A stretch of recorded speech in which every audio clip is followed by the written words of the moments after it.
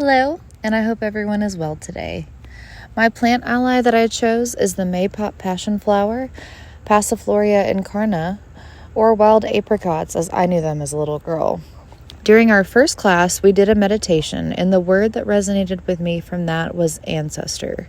As our classes unfolded, the word started to make perfect sense, coming back to our roots and relearning the sacred knowledge of plant medicine that's in our blood.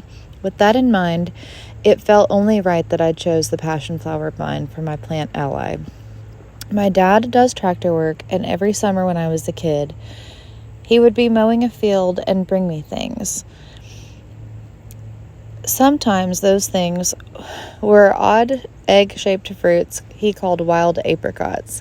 They didn't look like the apricots you got in the store, but they were yummy nonetheless. I was taught to open up the leathery skin to reveal a bunch of seeds with an edible jelly around them. Similar to pomegranates. You can eat them seeds and all, and I sure did. The taste was delicious and has a tropical flavor. I loved them and still do. As an adult, my love for nature has grown, as well as my thirst for knowledge of native plants and animals. One day, Dad told me a field he mows had a lot of butterflies and thought I might wanted to see them. I went with him and discovered lots of butterflies indeed. But when I took a walk and a closer look, I realized that those butterflies were laying eggs on a vine that had these absolutely gorgeous lavender, white, yellow covered flowers. This flower was so detailed, so intricate, so lovely. It looked like something out of a Dr. Seuss book. Then I noticed orange caterpillars with black spikes on the vines. I looked a bit further along the vine and realized what I was seeing. The wild apricots Dad used to bring me were hanging from the same vine. I was dumbfounded that such a beautiful flower and butterfly had ties to a core childhood memory. I took photos and did some digging and realized they were a native wildflower vine that is a host plant for many butterflies and the sole host plant for the Gulf fritillary butterfly, which were the butterflies and caterpillars on and around the vine that day. The Maypop passionflower vine, absolutely magical. Then I learned that it was the state wildflower of Tennessee, and that was just the beginning. Years later, I got deeper into plant medicine and also into growing natives, especially pollinator and host plants. There are Maypop passionflower vines all over East Tennessee, including the field behind our house, but that didn't stop me from planting a vine to climb up my deck trellis last year. This year, as a perennial, it returned. The vine just popping up in May, seemingly out of nowhere. Some say that's where it gets its name. I got the immersive experience and a front row seat to the life of this lovely vine.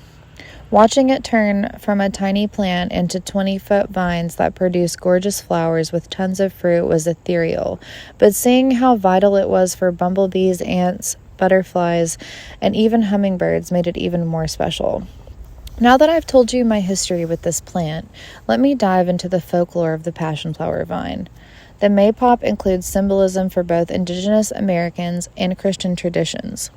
Spanish missionaries and explorers in the Americas named the plant passionflower in the 16th century because its unique structure resembled elements of the crucifixion story. According to this tradition, different parts of the flower symbolize specific aspects of the Passion of Christ. While early immigrants used this flower's appearance as a teaching tool to evangelize others, I find our native people's traditions far more interesting. The Cherokee had a long history of using the Maypop for both food and medicine, long before the arrival of Europeans. For thousands of years, the Maypop was a cultural staple. The name of Tennessee's Ocoee River and Valley even comes from the Cherokee word for the plant, which was prevalent among the riverbanks. They referred to the fruit as Ugawa, meaning old field apricots. They used every single part of this plant. For food, the fruit of the Maypop was eaten raw or boiled to make a syrup or a drink that was sometimes thickened with cornmeal or flour.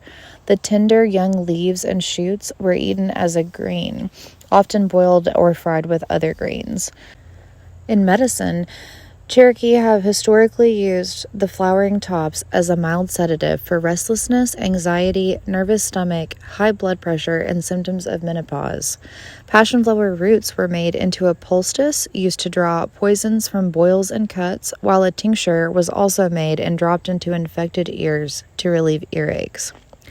I've worked a bit with passionflower medicinally in the past, but this has been a great opportunity to delve further into its ancient knowledge, to really listen to what the vine is whispering to me when I come out and visit her. With its intricate, otherworldly blossoms and graceful reaching vines, with these cute little curly Q tendrils, passionflower is one of those herbs that invites pause and wonder. It's a plant we turn to when the nervous system is frayed, when sleep won't come, when the day's anxieties persist into the night. It soothes and restores without dulling. And like the dreamscapes it encourages, its medicine is subtle but profound. In modern medicine, passionflower has earned its place as a premier nerve vine. It has been used to address insomnia, restlessness, anxiety, and even seizures, calming without creating fog, relaxing without repression. It works through multiple pathways. Flavonoids such as apigenin and chrysin interact with GABA receptors, encouraging tranquility, while other alkaloids may support deeper, longer rest. Passionflower is one of those rare plants that seems to know how to meet you where you are, cooling, grounding, and comforting without tipping into lethargy. Whether taken as a tea before bed, or as a tincture to manage daytime tension, or combined with other nervines for a deeper nervous system protocol, passionflower offers support that feels like being gently unwound. Passionflower is a true friend of the heart and nerves. Its medicine feels like an exhale, a pause, a softening. It's for those who lie awake despite exhaustion, for the overthinkers and the overstimulated.